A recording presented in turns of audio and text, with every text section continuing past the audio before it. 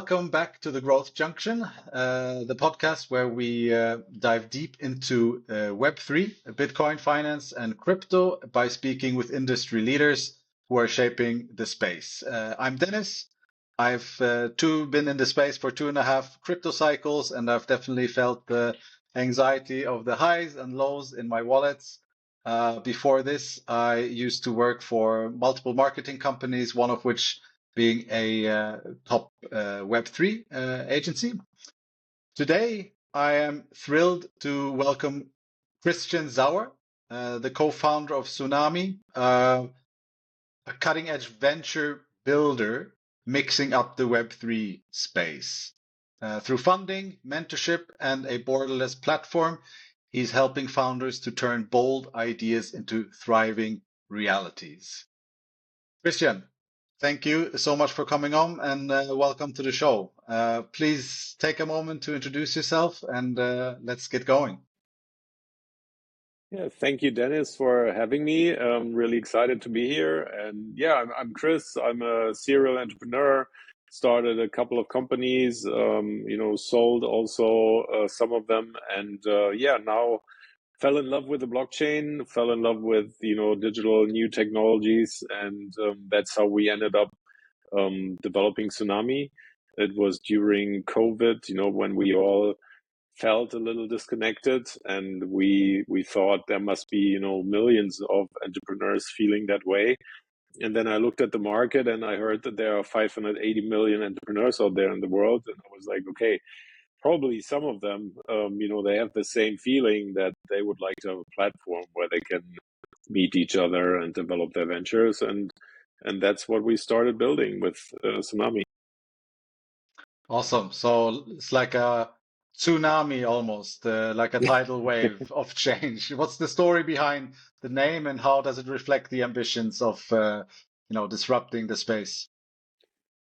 Yeah, there was obviously as an entrepreneur, there's always a certain phase of, looking for a name, and that one was as usual. We had a couple of names. One of our technical platform, for example, is called Foundance, the platform behind Soonami, and we were like, this name doesn't really reflect what we stand for. I mean, Foundance has something to do with starting a company, and also maybe a little bit the dance of starting a company. There's always some sort of emotion and feeling to it, and the music and a rhythm. But Soonami, when we saw it like the first time, it stands for not only the tsunami, the big wave. It also stands for soon am I. I am going to be something, and yeah, and the wave, but the wave obviously is supposed to mean something as well. It's like supposed to be a wave that rolls over, the world and develops this, or brings these new opportunities for founders from all over the world. So it's, interesting experience. When we went to the notary and started Soonami, the notary said he's thinking of dying tourists when he hears the name. And we were like, oh, that wasn't the idea behind it, obviously. But then I thought, there are so many, look at Rocket Internet, for example. You could also think of war and warfare, but that's not always the case. Soonami is supposed to be the good wave of change, and so far we had a lot of good feedback for the name, interestingly enough, even with our Japanese founders and partners who asked the same question, and were like, what does it stand for? But it just stands for a good change. Yeah, awesome. So soon am I also. That's very interesting. It's a double punchline. Exactly. Awesome. So what was your aha moment of stepping into Web3? Because this is your first Web3 company. Correct me if I'm wrong, but how do you see Soonami redefining the entrepreneurship globally? Good question. I mean, everybody, I think, had like their aha moments, and a lot of them were like, during the period 16, 17, 18, 19, when, I first get in touch. And I never really, I never really understood, you'd really have to go down this rabbit hole, and it's got to be some sort of technical involvement to understand the whole concept of Web3. But I guess to me, the characteristics of Web3, where you say, hey, it's borderless, for example, that for me is very interesting for a technology. I mean, obviously the internet is also borderless, but it's like even easier to move funds borderless. And I think with the internet, that wasn't the case before. And so that's a big difference. The permissionless part is also very important, and was always important to me, that anybody who wants, can become part of this network. And also, maybe the most important thing, which I really like until today, is what you can write down, you can program onto the blockchain. So pretty much any idea that you theoretically bring to the table could be developed with blockchain technology in an unstoppable manner. And this unstoppable piece to me is also very, very important. Even if Xi Jinping and Vladimir Putin and Donald Trump would decide together that the Bitcoin needs to stop, they wouldn't be able to do it. And that is, to me, the power of the blockchain. We can start projects which will always be there, which are there and will stay there. And I'm very, very excited to be part of this and to develop these ideas, which which will hopefully change the world for the better. Yeah, awesome. It's great to work, easier to work and more relaxing to work when you have an awesome mission behind it, trying to help and improve the world, and not just working for the money, so to speak. Although money is important, of course, but Yes, but that to me is also interesting. Yeah, I mean, I'm always mission driven, and we want to use these technologies to really bring a positive change to the world. But it feels to me a little bit that the blockchain also, almost reflects a little bit the human behavior, and human attitude towards certain things. And if it's about money, then humans are really obviously very greedy, and they all want to make 10x, 100x, 1000x. And that's why I'm also a little bit disappointed about the development at the moment, because I believe it's nothing against meme coins and nothing against all these technologies, but I believe there's a lot more to come, and I hope that we will be in a position where we can show the world a lot more purpose in what we're doing, and that we want to be part of that purpose-driven society. yeah, awesome. So yeah, the meme coin cycle is a bit crazy. It's like an open casino. I mean, and it kind of ridicules the movement of blockchain. And but yeah, I mean, it says, the name says meme coin, so everybody who's involved in this shouldn't be shouldn't worry about getting rug pulled or losing money. I mean, obviously you can also win a lot of money if a meme is really good enough that it stays up there, and people say Bitcoin is also a meme coin. So I totally get that whole narrative, and I don't mind it being there. I think it just shouldn't be the biggest thing that we have. And I mean, meme coins shouldn't have more market cap than all DeFi together. That shouldn't be the case. yeah, And yeah, that I see a absolutely. little bit as the situation we're in, where it's fun, it's cool, we can have it, you can trade it, it's easy. But now, at some point, I think we should also take a next step and look for things that might be really interesting to change. Why not? Yeah. Absolutely. Agree. So, you are doing something called the Venturethon, like a hackathon, but with a twist, kind of like a Shark Tank. What's been the most surprising outcome from these events, and how do you see it evolving to attract even more founders? Yes, so we organize Venturethon, which is, as you say, kind of a hackathon style event, but we call it Venturethon because we want the whole project to stay there and get funded over time. You know, that's the idea of the Venturethon. It consists of two parts. It's a 10-day hackathon, and then after the 10-day hackathon, we invite the best founders to stay in a cohort, which actually costs 2% of their cap table.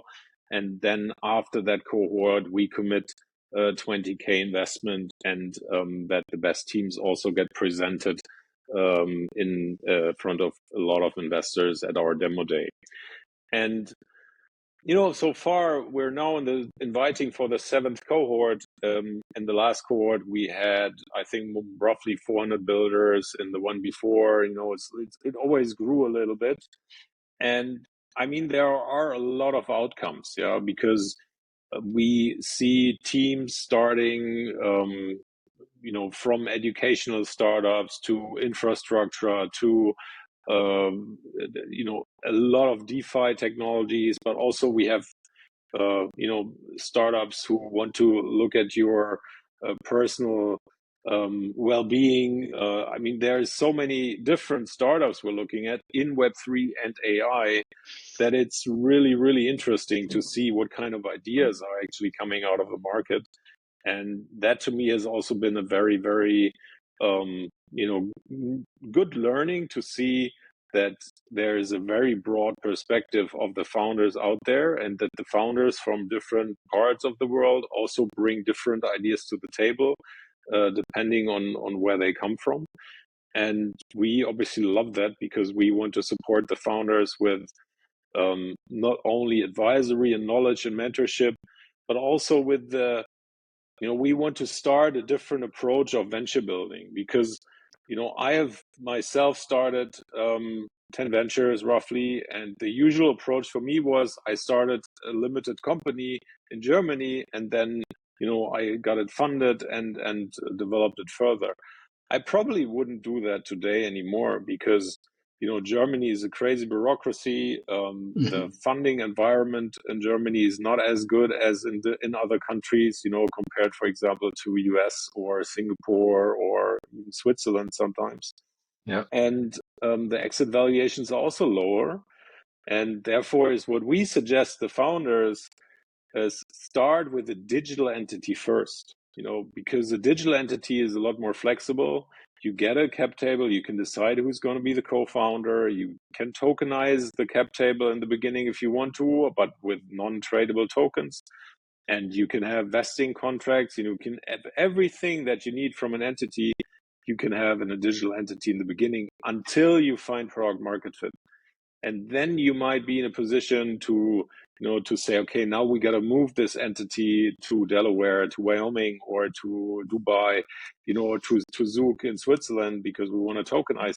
That's all possible, but usually it is not needed in the very first moment. And Yeah. that's what we want to bring to the table. And we, for the movement of the entities, we have a lot of lawyers on our platform that help the founders to take this next step. And so far, I think we've been quite well. A lot of founders are concerned about compliance and so on. But I always tell them in the very early stages of venture building, in the first couple of months, that is not your problem. Your problem is a product market fit. Your problem is really to manage this miracle, to build something that people want. A lot of people Yeah. try this, and most of the projects fail. So that is the first thing you solve for. It's not compliance, and it's not like all this other stuff. It's product market fit. And therefore, I think a digital entity is a super perfect vehicle to help you with pretty low costs and low friction and low difficulty of setting it up. Yeah, great. So how are these founders and investors finding you, or you finding them? How does that work? We are running campaigns for our Venturethon. We obviously, making our network bigger and bigger over time. We're also getting more and more ventures funded through the system. Um, but we, for example, have a campaign where we tell the founders on our platform, if you recommend other founders, in your network to our network, and we will get them funded through our platform, you will actually get a share of Hmm. our share. Yeah.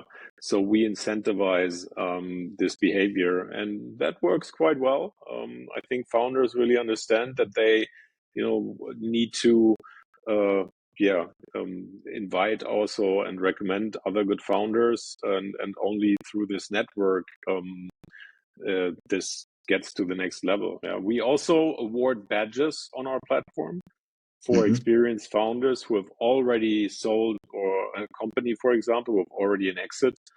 They get a badge, NFT badge for 6, 7, 8, 9, or 10-digit exit. You get a different badge. Okay. Yeah, cool. But there's a lot of scams and stuff still in blockchain and cryptos. How do you cut through the noise and make sure that really transformative projects come to you? And how are you using AI in the vetting process? Yeah, we are using AI. Actually, AI for us is more than only the vetting process. It's used during the whole process of starting a venture. Yeah, we identify 25 steps to get a venture from zero to funding. And that includes, for example, setting up the profiles and writing the pitch deck and business plans and so on. And we try to help the founders with AI in each of these steps. Yeah, we're about to launch our own AI agent for venture building, which then, will at the moment tell you who's the best advisor for your venture, or those are the ventures in your category which are already on our platform. By the way, we have 1,000 ventures, more than 1,000 ventures on the platform, and then you can compare yourself a little bit to the best 3, 4, 5 ventures that we're suggesting. You can talk to the 3, Hmm. 4, 5 best advisors. Maybe you need another co-founder. We will suggest you a co-founder supported by AI. And then we will go through the process, and each of these steps will also be supported by AI. That at some point in time, it's probably very easy to set up a venture, more or less with writing a prompt, and you will have a venture with, the right founders, the right co-founders, the right advisors, a website, a business plan, a pitch deck, and so on. That will come soon. And it's interesting because a lot of investors then tell me, well, yeah, as a founder, you need to go through that hard process of setting all this up. If it's too easy for the founders, this is not Hmm. good. And I Hmm. believe that is funny because a lot of investors out there have never been founders, actually.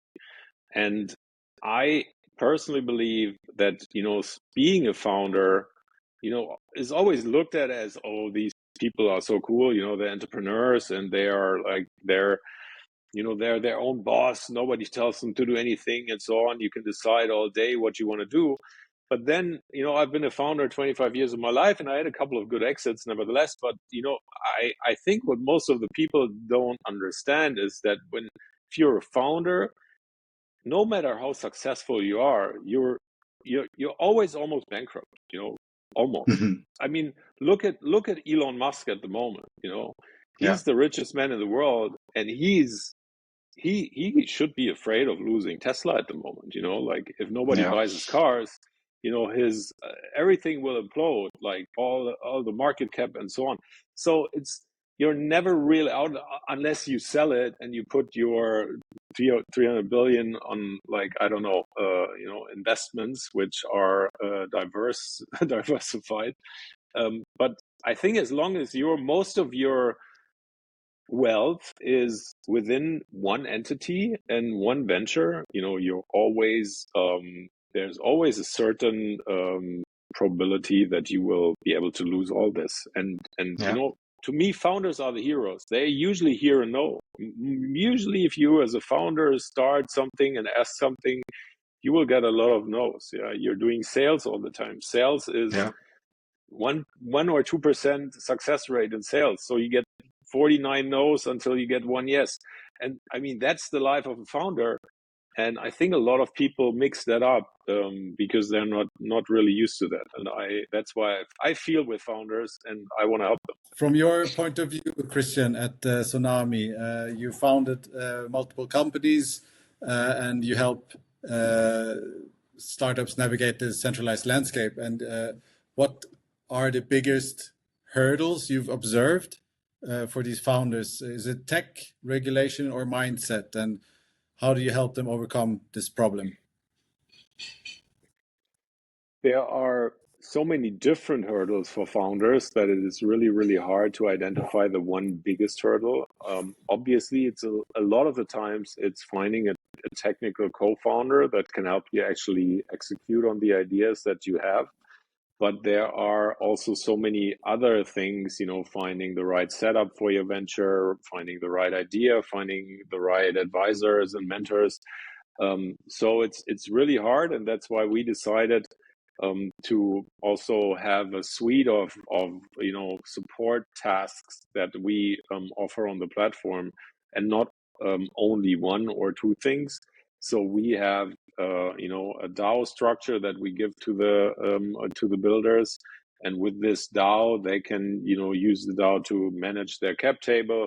They can use the DAO to manage a treasury and a governance, and then move this to wherever they want to go. So that is one thing. But around this, we have built a suite of AI agents, like, you know, getting a logo or getting a first design or a first website or an NFT crowdfunding that can all be done on the platform pretty much with a couple of clicks.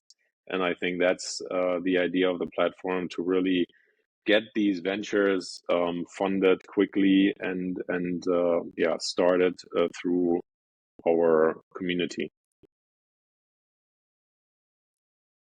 Okay, awesome. Thank you for that. So I see there's some staking going on your website, but also there's a SNI token or SNI or what do you call it? It's coming out. The Soonami token, yeah, the SNI Yeah. token is coming out. Yes.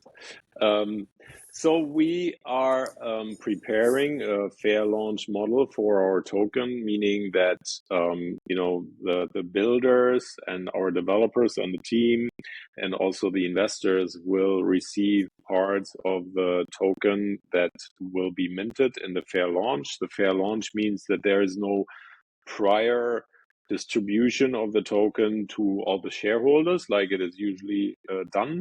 And then, you know, you increase the shareholding by, I don't know, 30-40%, and then you go to the market and sell this to the market. That is how a usual token launch works, pretty much comparable to an IPO on the stock market.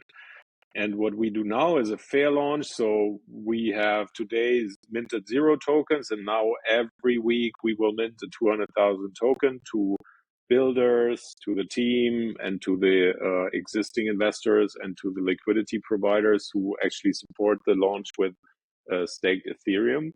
And like that, you know, this whole community can grow and build and develop. And that has already been proven by another venture, or by more than one venture, that this model of staking Ethereum with a fair launch in connection works well. The Ethereum that is being staked is not touched, but only the yield that is being generated is used to buy our token on the market. And we believe that this is a very interesting model as we're minting tokens over time. You know, there is obviously a supply of token, and with the staked Ethereum, there's also a constant demand, and that in combination leads to an interesting model that has worked a couple of times very well. And we want to become the platform of actually offering this to the world out there.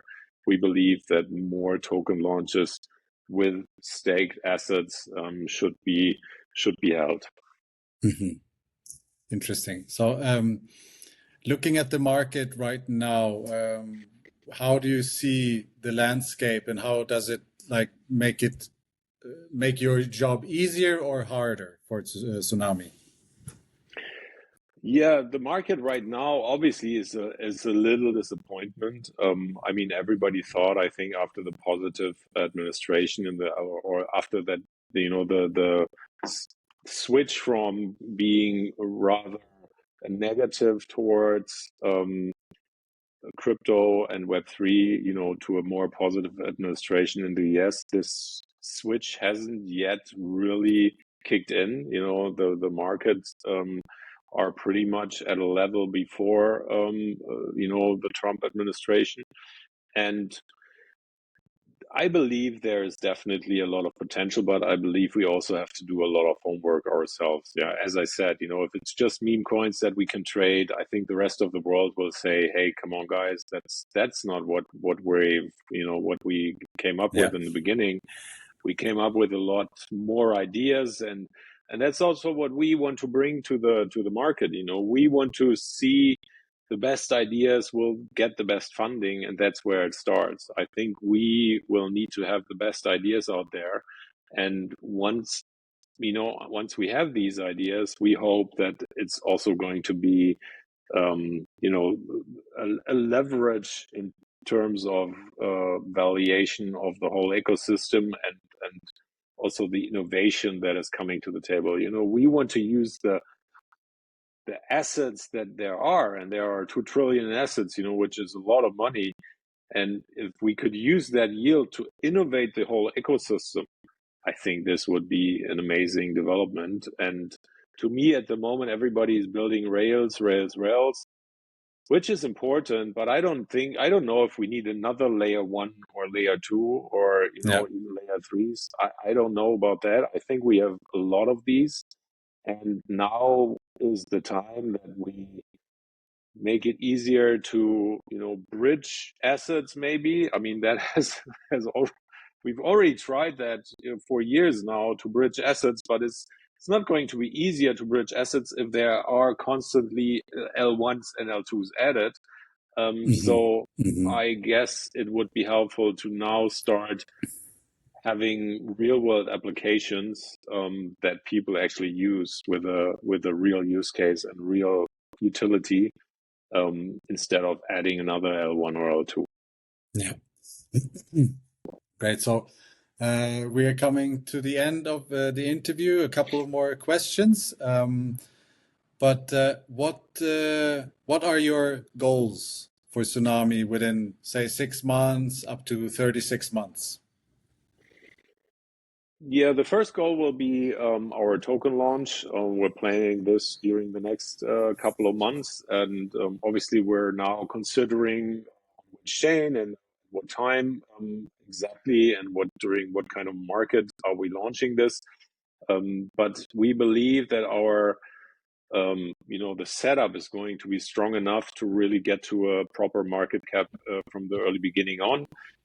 Because we already have more than 2,000 ETH committed to our staking, and the vault is already open, and we can already receive funds, and our shareholders use that.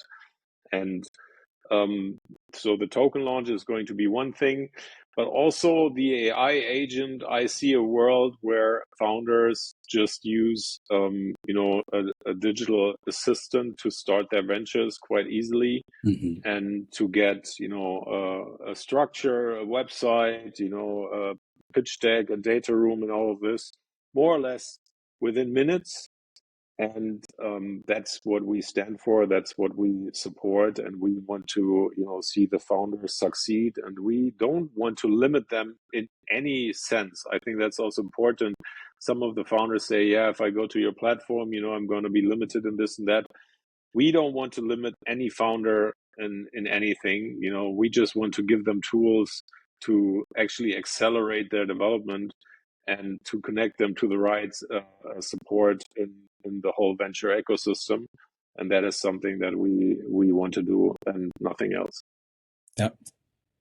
Awesome. So now to the magic wand question. So if you had a magic wand and could solve the top problem that Soonami has, what would it be? Ooh, the top problem that we have. I mean, as a founder, you always have a lot of challenges on the table. I guess it would be for me something like, the overall acceptance of the blockchain and the utility that we want to bring to the market. I feel that if I onboard my mother to the blockchain, I would still be afraid that she does something wrong, that she loses her keywords and she loses her password and so on. So I hope that we get with the whole community to a level of utility and UX, that people are not afraid anymore of entering the market and clicking something. That's to me the biggest hope, because I needed also 2 or 3 years until I, didn't call my CTO anymore about, can I do this here? And I want to transfer funds to our treasury here and there. And that just takes a while. And I think the tools are still too technical in a lot of ways. And often it's not well described. If something is not working, it's like, there's we all know the situation, some technical error, and we have no clue what it's about, and then it's like, okay, what can I do now? Okay, you can start over again. And I mean, I think there is a lot from Web2. We have learned that we like the smartphone instead of the BlackBerry, because it has pretty much one button or zero buttons, and the BlackBerry had like 50 and 100 options and here and there. So like limiting the ability to just whatever you think is the most important is, in my opinion, very, very important. And I see the blockchain right now as, a lot of technical capabilities, but there should be more. It should be more integrated into the user experience. So what the user expects is important, and not so much what the technology provides. And I think there is still a gap in between user expectation and the technology itself, which hopefully we manage to come about during the next decade. Yeah, Maybe during the next cycle. Yeah, I've seen some promising projects that are working on this to simplify the process, and getting rid or putting the addresses in the back and attaching it to names, for example. So I want to, onboarding my mother or my grandmother to, I would never do it almost, because then they would be calling me constantly and expecting them to go on a explorer and find their wallet and see where the money did go or did not go or where it came from. Not possible. So, but that to me is a huge gap. Imagine we had a wallet where we said, hey, you can do it. You cannot do anything wrong. You can do it. It will give you all the error handling, and it will tell you if you want to do something wrong, and you can say, I'm a beginner, I have no clue what I'm doing here. So that should actually work. But there is, in my opinion, like the MetaMask, a lot of, I think it's probably the most used wallet, is definitely not there, which I consider as not good. Yeah, no, it's not good enough. But I believe these things I think they're coming sooner than rather than later, because I've talked to some people who are actively working on this, and I've seen it work. So it's very interesting, and it also removes the sharing of addresses. So if I wanted to share with you, I want you to send me something, I don't, have to share the address with you. We just connect over the platform with our usernames. So you never risk somebody else seeing your address also, and then changing that potentially or something like this. It's interesting things on the horizon for sure. But yeah, that was basically it. Thank you very, very much, Christian, and that was very insightful and interesting, Soonami. Where can people find you, Soonami? And if you have any last words, please share it now. Yeah, you can find me on the typical platforms on LinkedIn or Twitter, and you can obviously also have a look at our Venturethon. Next Venturethon starts on April 28th. You can sign up on Soonami.io and join the event, and yeah, hopefully we'll see each other, and we help you to get funded in the next cohort. Awesome. Thank you so much again for coming on. Thanks, people, for watching. If you got some value from the episode, please like it and share it with somebody who would get some value from it, and maybe some Venturethon people. Otherwise, I will see you in the next episode. And until next time, stay curious and keep building. Thanks again, Christian. Thank you, Dennis. And, see you. Thank you, Dennis. Have a great day. Bye-bye. Bye-bye.